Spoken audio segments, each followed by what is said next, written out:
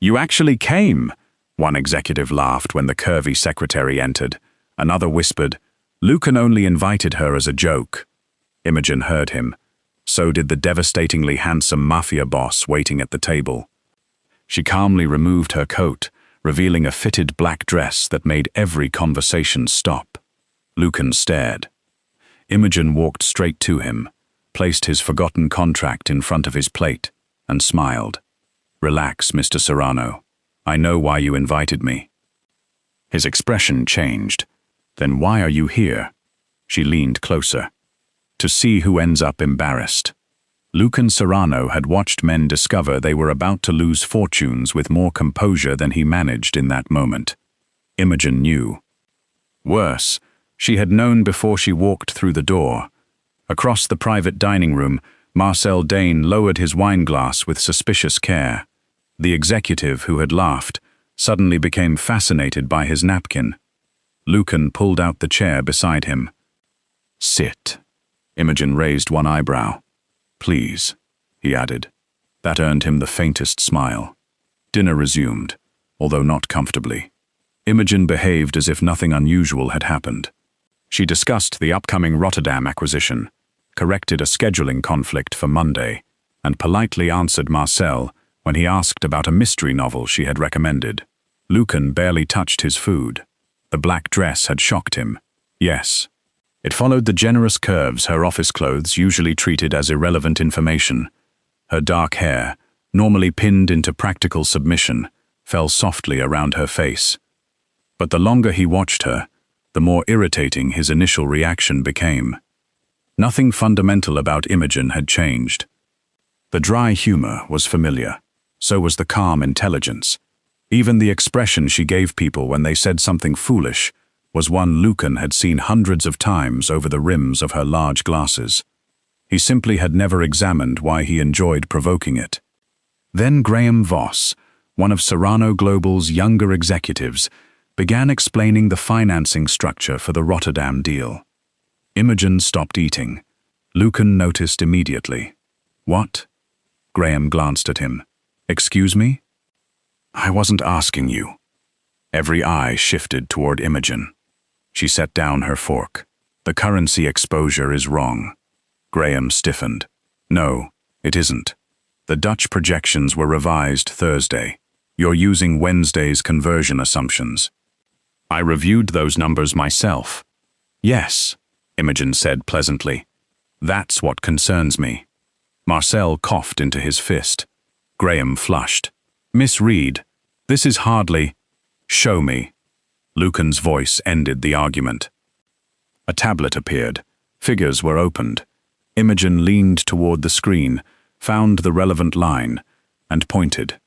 Silence followed. The mistake was small on the page. Across the transaction, it was worth several $1,000,000. Lucan looked at Graham. "Fix it before morning." Then he looked at Imogen. "Good catch." She returned to dinner. "That's what you pay me for." The words should have been ordinary. Tonight they weren't. Lucan began remembering all the moments he had treated as ordinary.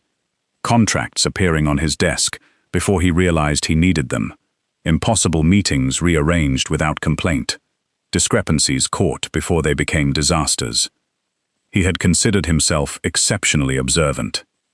Apparently, only when he had decided someone was worth observing. By dessert, the executives who had participated in yesterday's joke had become remarkably quiet. Imogen spared them the humiliation of mentioning it. That somehow made Lucan feel worse. When the others finally began leaving, he caught her near the door. "Imogen!" She turned. "You could have refused the invitation." "I could have. Why didn't you?" Her expression remained composed.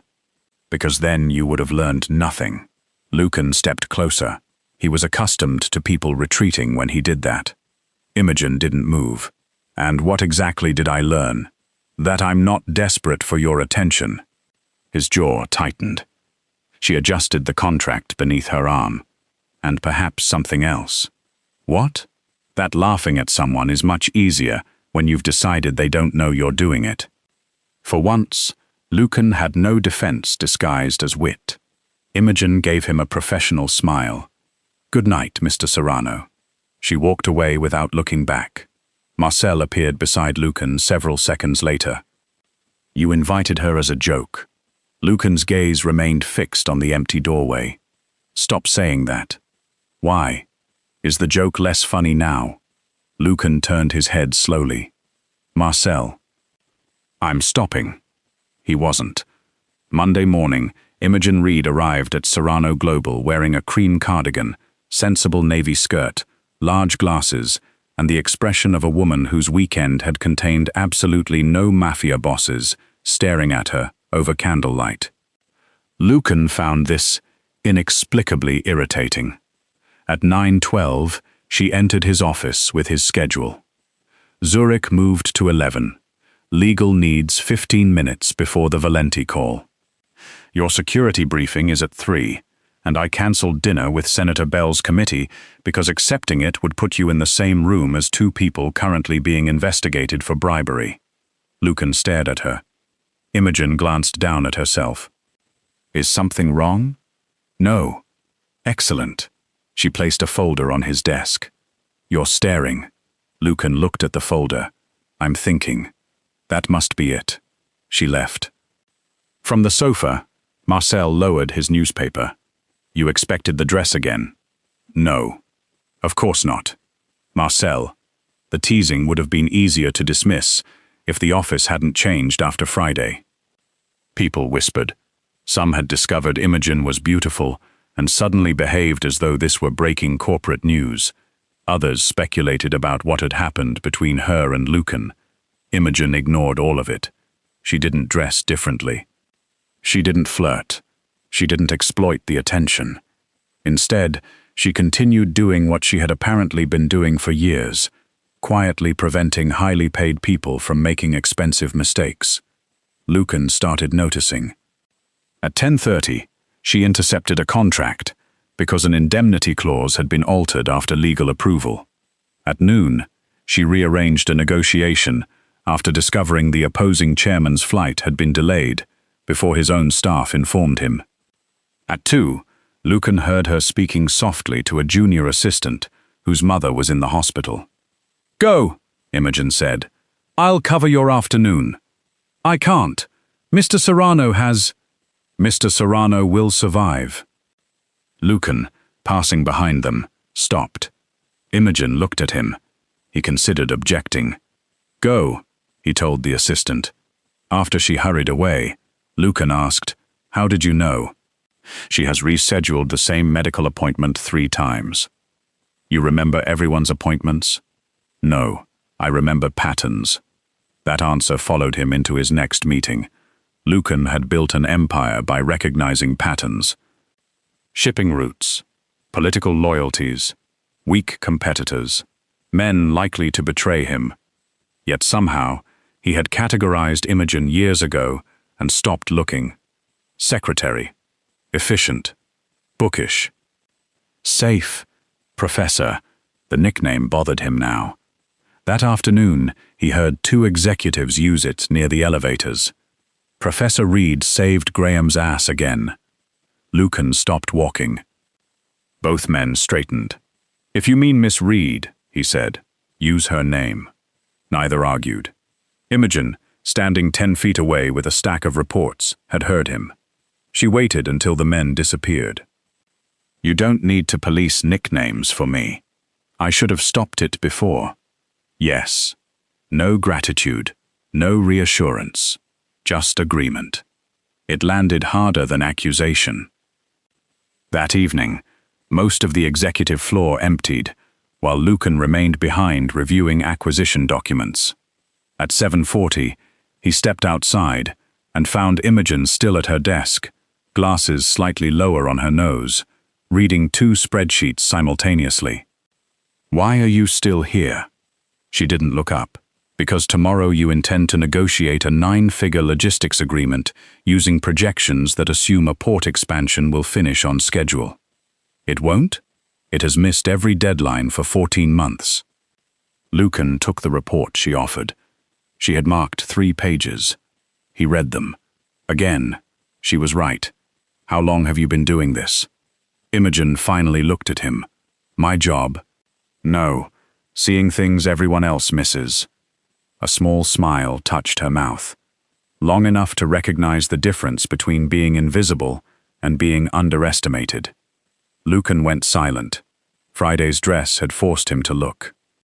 Monday taught him the more uncomfortable truth. He hadn't discovered a beautiful woman hiding beneath cardigans. He had discovered that the woman quietly holding his world together had been standing directly in front of him all along. And Lucan Serrano, who prided himself on seeing everything, had somehow been the last man in the building to notice. Lucan Serrano had negotiated with ministers, criminals, billionaires, and men who believed murder was a reasonable business strategy. None of them had prepared him for buying coffee. He stood outside Imogen's office Tuesday morning, holding a cup he had personally ordered. She looked from it to him. What is this? Coffee. I recognized the species. Lucan placed it on her desk. For you. Suspicion replaced surprise. Imogen took a cautious sip. Then she looked at him. You don't like it. It is very thoughtful. You hate it. I didn't say that. What do you normally drink? She hesitated. Marcel appeared at precisely the wrong moment. Imogen handed him the cup. Congratulations. Marcel tasted it. Hazelnut? Lucan's expression darkened. Apparently, the following morning, a flat white with cinnamon and no sugar appeared beside Imogen's keyboard. She tasted it. Lucan waited. Her eyes lifted over her glasses. You asked someone. I investigated. My coffee? I dislike repeating mistakes. Something softened briefly in her expression. Thank you. It was absurd how satisfying 2 words could be. Unfortunately, coffee did not produce the result Lucan wanted. At noon, he stopped beside her desk. Have lunch with me. I already have plans. Tomorrow. Busy. Thursday. Also busy. Lucan narrowed his eyes. You cannot possibly have lunch scheduled for every day this week.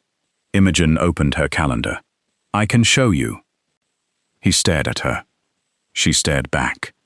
Lucan had spent most of his adult life surrounded by people who reorganized entire days when he expressed a preference. Imogen Reed wouldn't reorganize a sandwich. By Friday, his attempts became less subtle. He sent her a first edition of a detective novel she'd once mentioned. She returned it. He reserved a table at a restaurant with a 6-month waiting list. She declined. He finally appeared beside her desk after everyone else had left. Are you punishing me? Imogen removed her glasses. No. It feels remarkably similar. I'm letting you experience a woman not rearranging her life because you asked. Lucan folded his arms. I apologized. No, you've been attentive. There is a difference? A considerable one. She leaned back. You're accustomed to solving problems by applying enough pressure, money, or competence. But I'm not a negotiation. Lucan's amusement disappeared. Imogen continued more quietly. If you want me to believe Friday changed something, don't buy me things. Don't suddenly decide I'm interesting because I wore a black dress. That isn't why. Then prove it. How? That's the inconvenient part, Mr. Serrano. You have to figure it out. She returned her glasses to her face and resumed typing. Lucan remained there.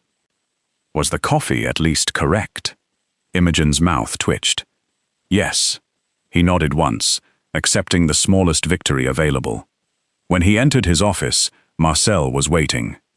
How goes the courtship? There is no courtship.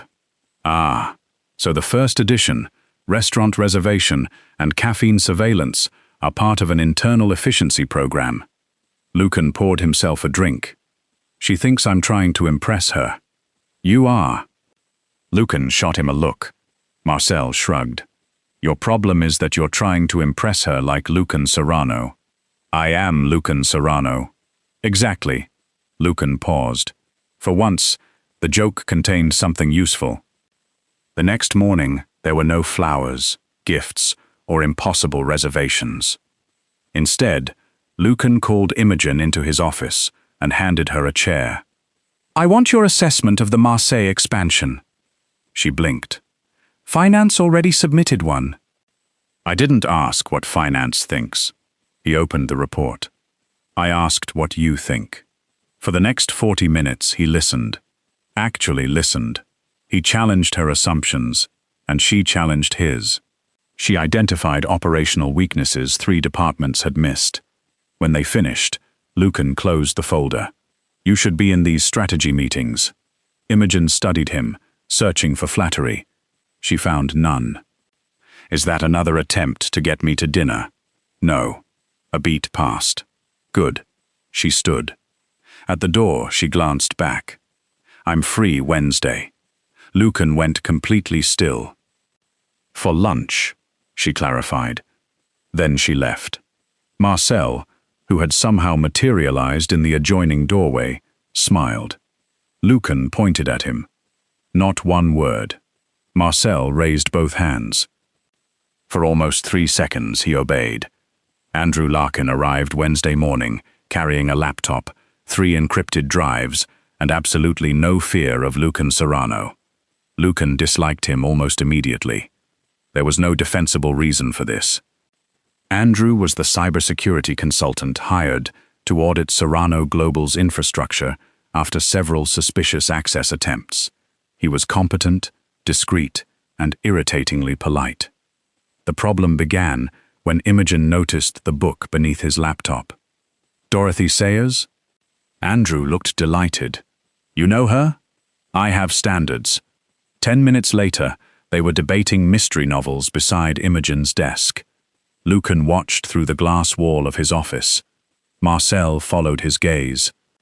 "No." Lucan looked at him. "No what?"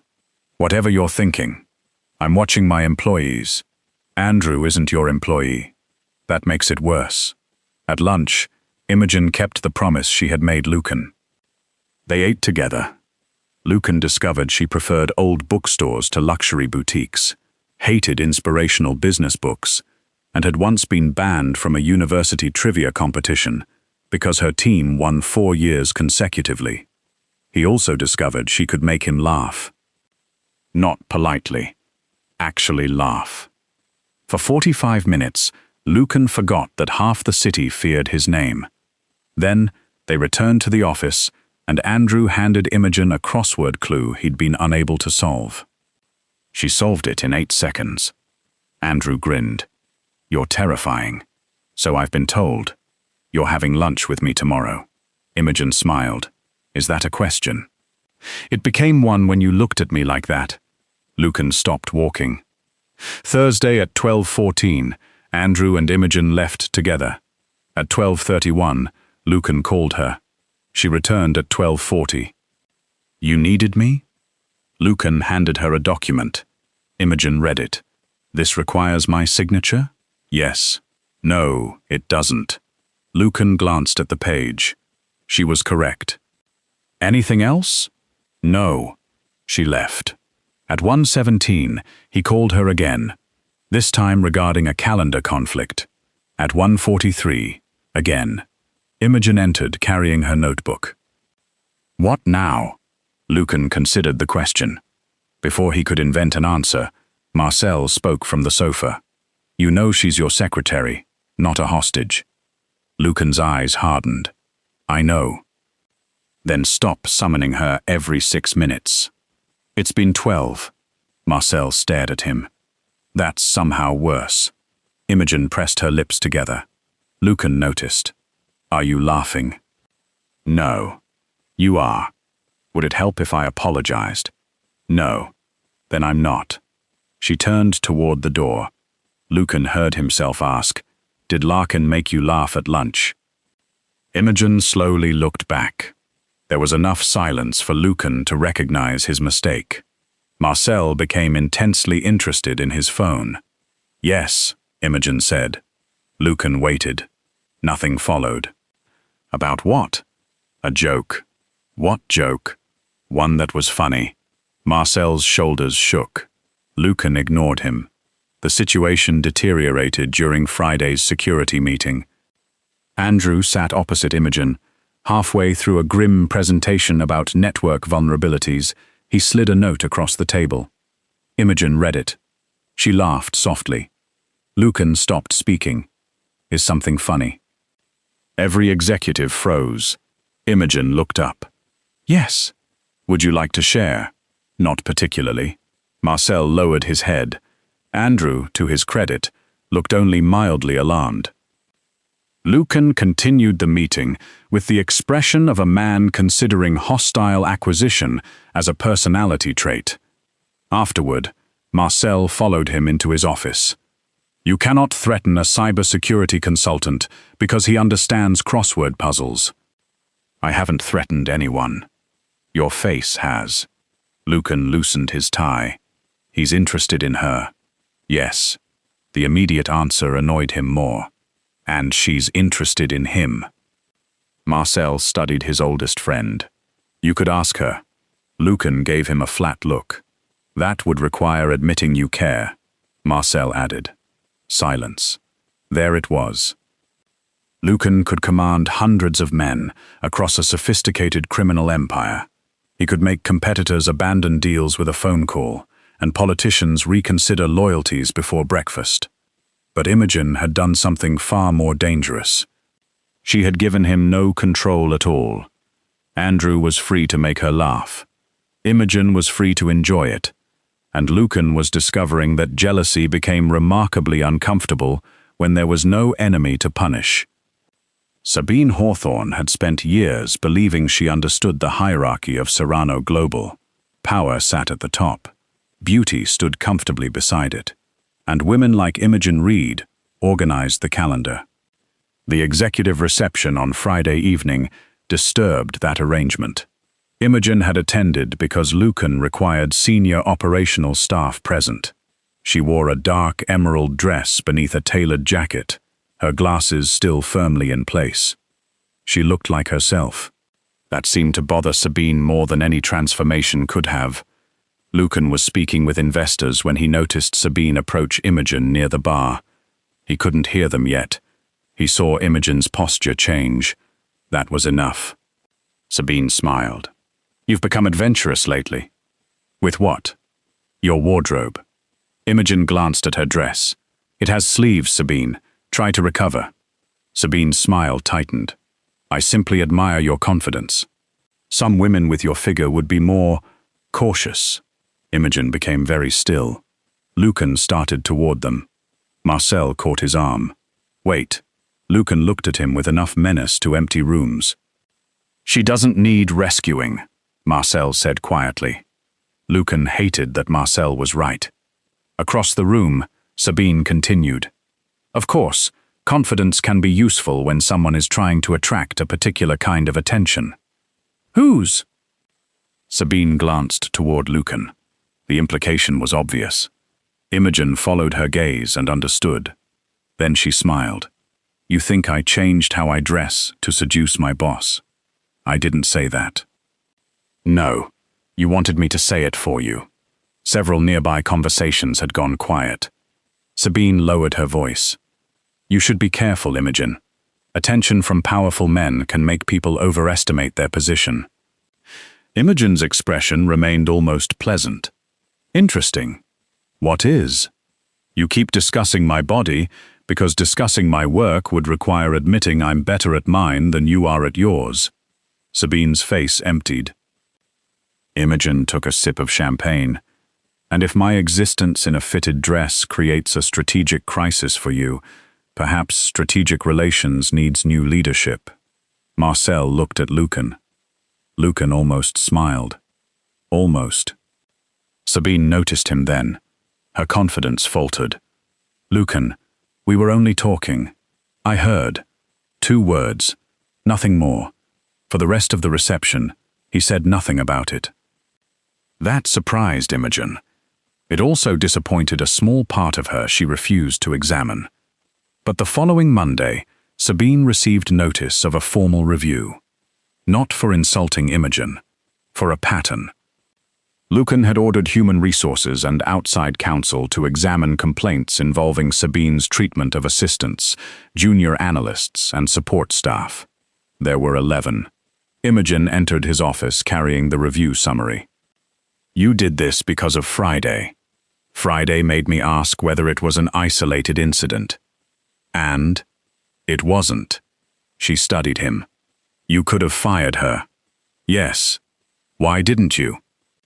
"Because then everyone would assume I punished her for insulting a woman I'm pursuing." Imogen blinked. Lucan continued before she could address that particular phrase. "If she abused her authority, the evidence should establish it, not my temper." That answer mattered. More than Flowers would have, more than reservations, more perhaps than Lucan understood. Imogen sat opposite him. The professor nickname wasn't the only thing. His expression changed. She told him about executives who assumed she was administrative furniture until they needed something fixed, about comments disguised as compliments, about people who treated a plus-size woman as either invisible or comedic until she dressed in a way they considered attractive.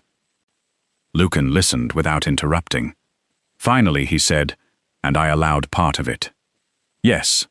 No softening. Again. Lucan nodded. "I won't anymore." Imogen held his gaze. "Don't change it for me." "Then for whom?" "For the next woman who works here and doesn't have direct access to the chairman." That landed exactly where she intended. Lucan leaned back slowly. He had spent years believing power meant protecting what belonged to him. Imogen was forcing him to consider a harder definition. Power also meant responsibility for what happened beneath his authority when he wasn't looking. The following week, Sabine remained employed while the investigation continued. New reporting procedures were introduced across the executive division, and complaints could bypass direct supervisors. Lucan never publicly connected any of it to Imogen. That was precisely why she noticed. Later, Marcel found Lucan watching her through the office glass again. "This is getting serious." Lucan didn't deny it. Across the floor, Imogen laughed at something an assistant said, cardigan buttoned over her dress, glasses slipping down her nose. Lucan watched her push them back into place. The black dress had caught his attention. But this woman, the difficult, brilliant, uncompromising woman who demanded he become better without ever asking to possess him, she was the one keeping it. Imogen discovered Lucan Serrano was mafia because someone tried to breach a Serrano global security server at 2:17 on a Thursday morning. By 7, the executive floor had transformed. Men Imogen had never seen occupied every entrance. They wore expensive suits, concealed weapons badly enough that she noticed, and spoke into encrypted radios using terminology that had nothing to do with corporate security. Andrew had been called in before dawn. Lucan had not left his office. At 8:15, Imogen entered with the incident reports and found Marcel standing beside 2 unfamiliar men. One said, "The Eastern crews are waiting for your authorization, boss." Silence. The man saw Imogen. Marcel closed his eyes briefly. Lucan's expression became unreadable. Imogen placed the reports on his desk. "Boss?" Nobody answered. She looked at Marcel. He suddenly found the ceiling fascinating. Then at Lucan. "Everybody out," Lucan said. The room emptied. Imogen remained. "How large?" Lucan leaned against his desk. "Imogen, how large?" He knew immediately what she meant. Large. That is not a measurement. No. Shipping? Yes. Security? Yes. Construction? Yes. Property? Yes. Property? Yes. She stared at him.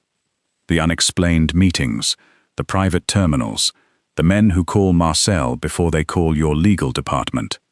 Lucan said nothing. "Oh my God." Imogen took off her glasses. "You're mafia." "Yes.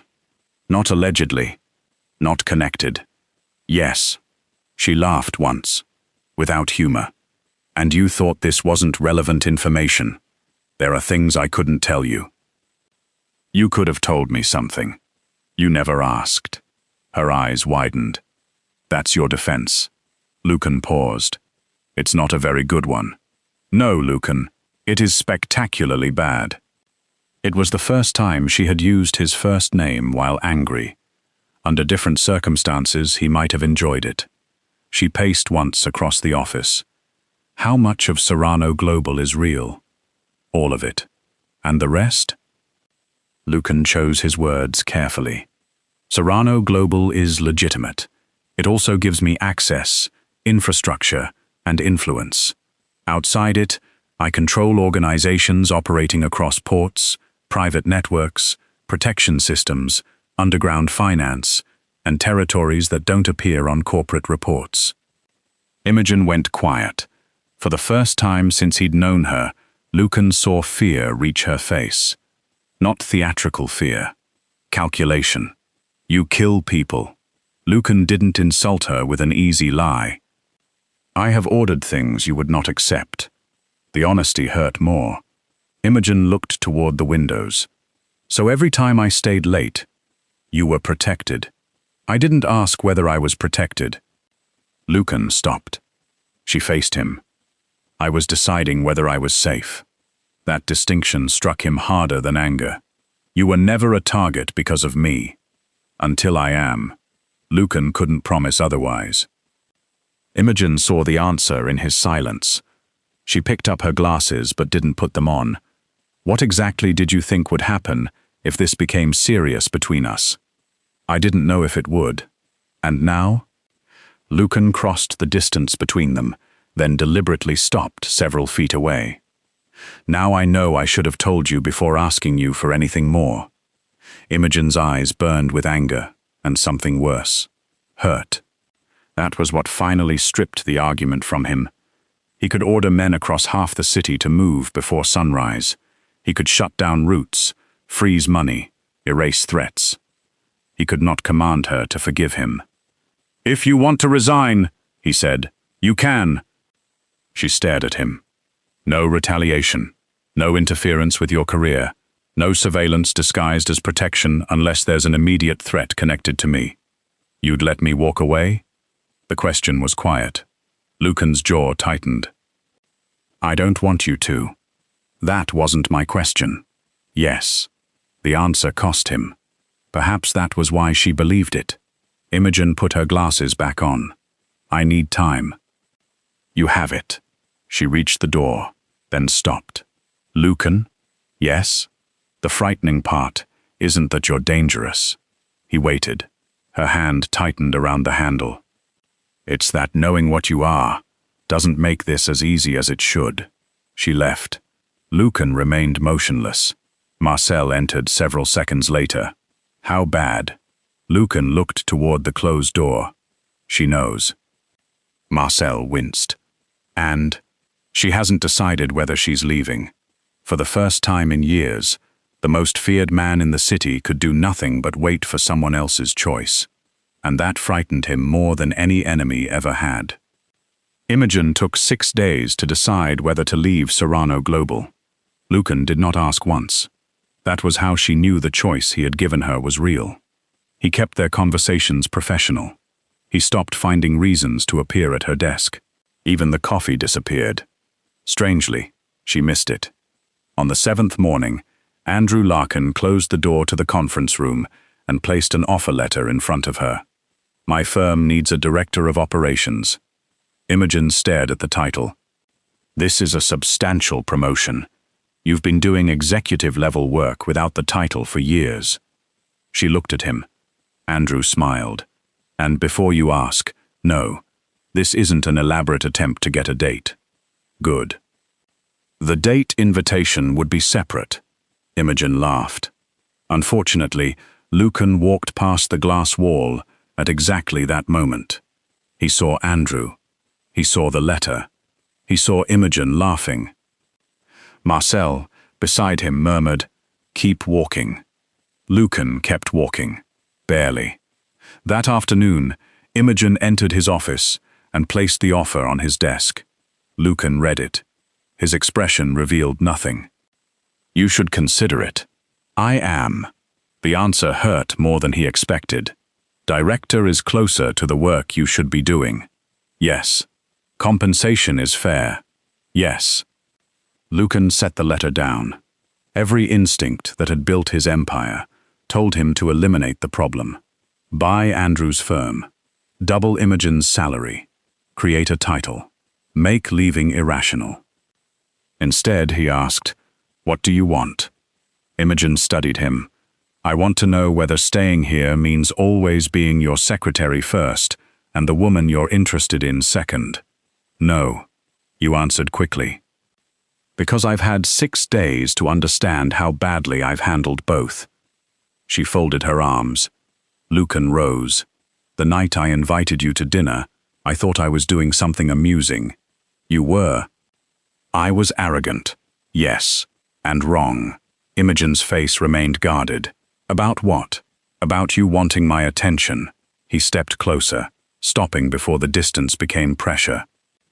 "It turns out I was the one trying to earn yours." Something shifted behind her eyes. Lucan continued. "I noticed the dress first. I'd like to pretend otherwise, but that would be another lie." Imogen said nothing. "But the dress isn't why I learned your coffee order. It isn't why I want your opinion before I trust a room full of executives.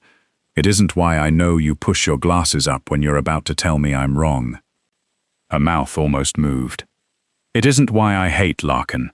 He's very nice. I know, it's intolerable." A laugh escaped her.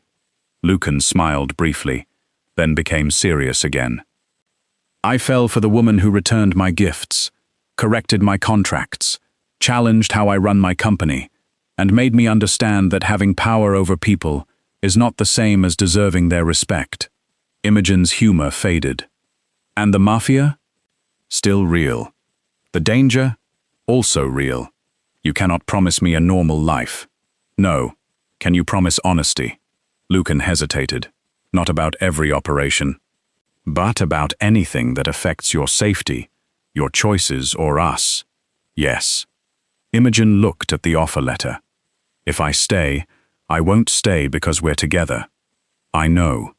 I won't accept a promotion you manufacture because you want me nearby.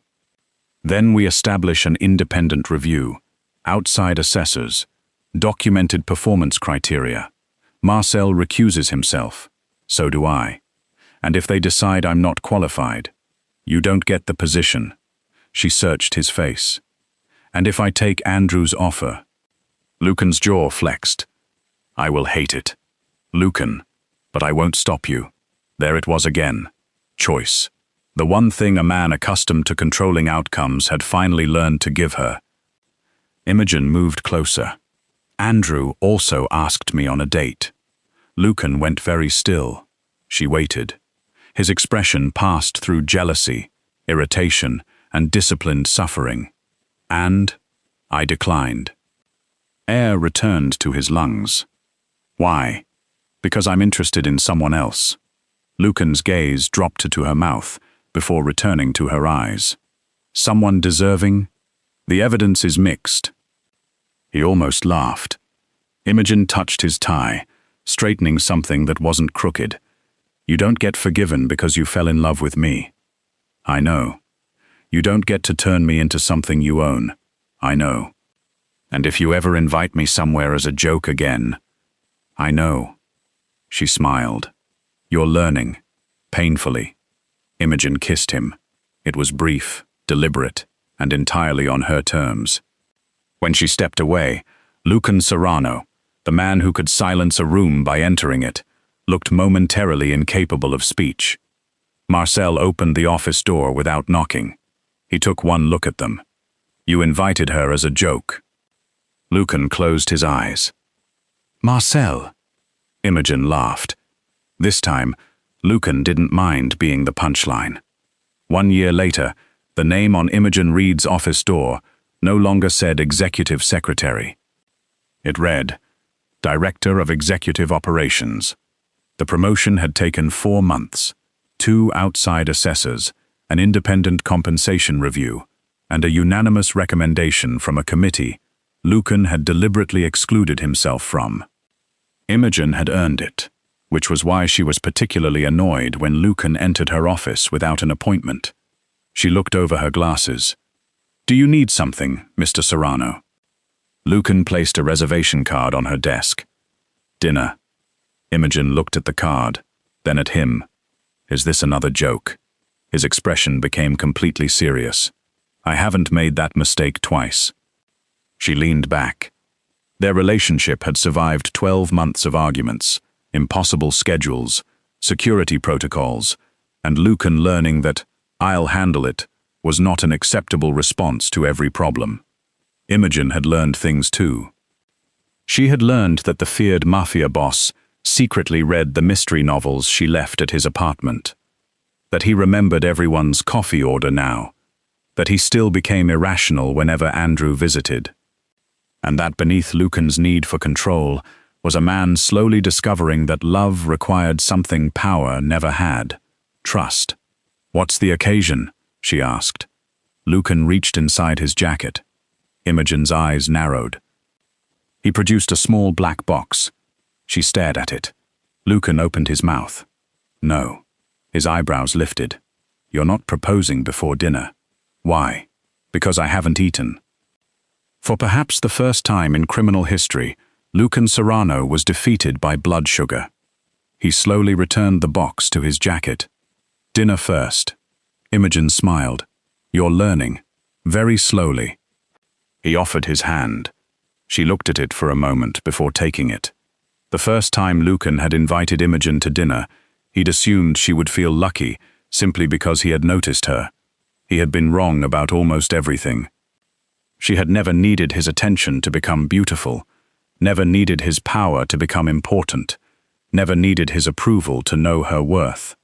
The woman in the cardigan had always been the same woman in the black dress. Brilliant. Curvy. Bookish. Beautiful. Entirely herself.